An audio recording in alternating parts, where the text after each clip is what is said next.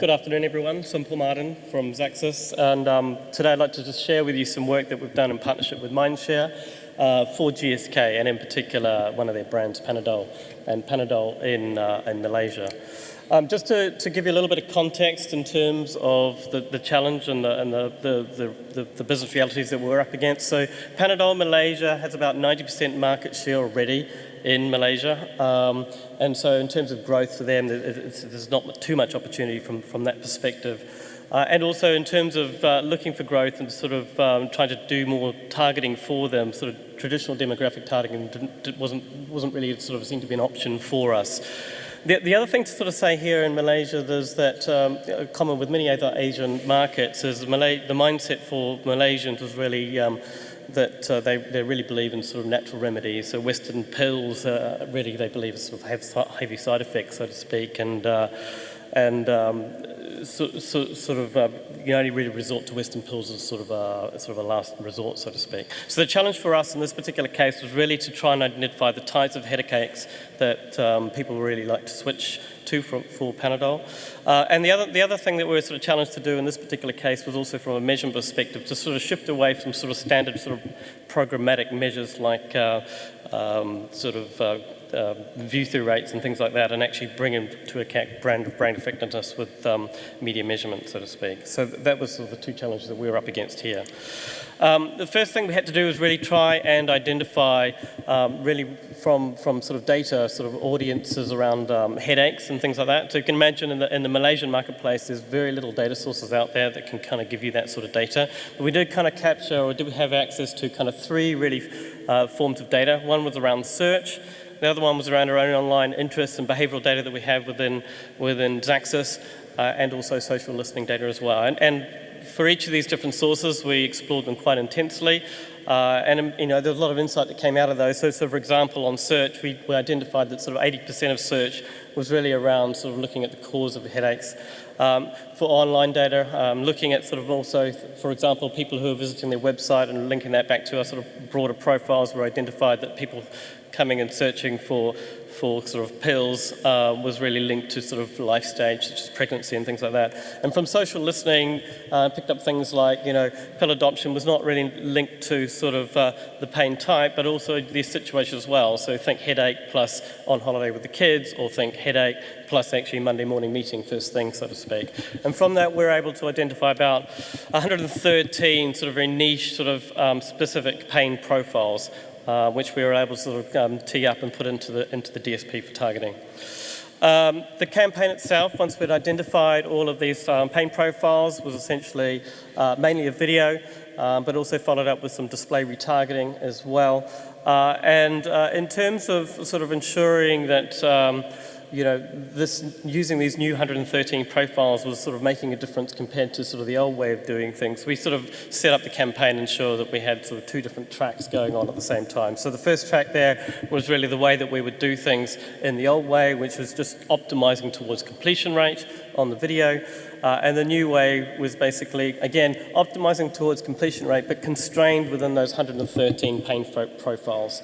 The other thing we also did was, which we obviously challenged to do, was look beyond completion rates and actually look at sort of the actual impact on purchase intent. So for that, we had to set up a survey and a standard control test type approach. We did pre-campaign purchase intent measurement and follow that up with a post-campaign purchase intent measurement as well.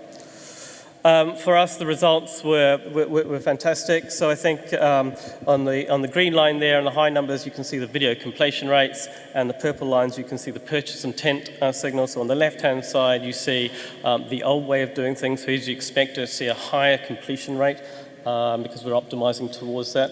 But the purchase intent was actually was still increased, but a modest amount of 5%. Whereas when we switched to the 113 pain profiles, we saw the video completion rate come down, as you'd expect, a minor amount, and we saw a great boost in the purchase intent, up to 13%.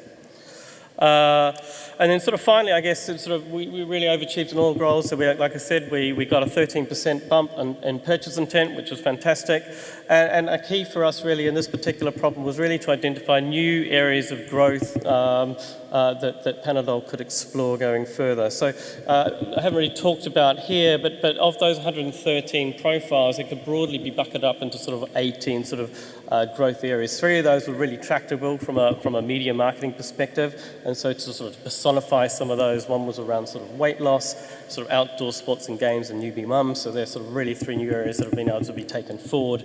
And the other one was sort of taking a closer look again at social listening and seeing how the perceptions of pill adoption in Malaysia was increasing. So how can we sort of get beyond that, sort of get into that sort of mode where people would be more accepting of pills. So here we saw Panadol leaves your body within 24 hours. There's a 12 times increase in sort of conversations around that. So again, shifting the perception around sort of pill adoption within the marketplace.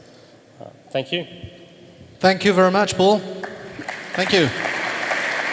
Again, perfect timer. Any questions?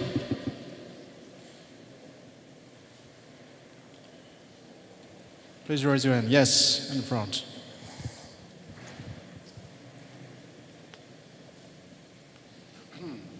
Thanks for that.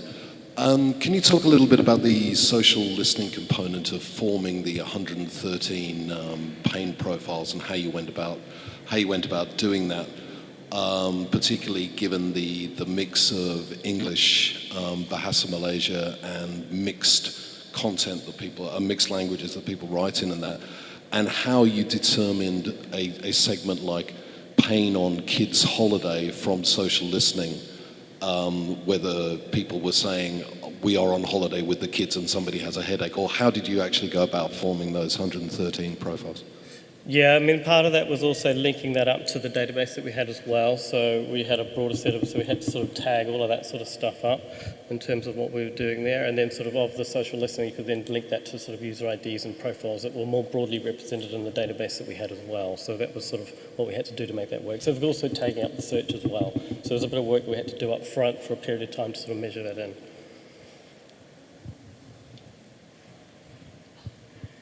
Another question for Paul? Okay, well, thanks again.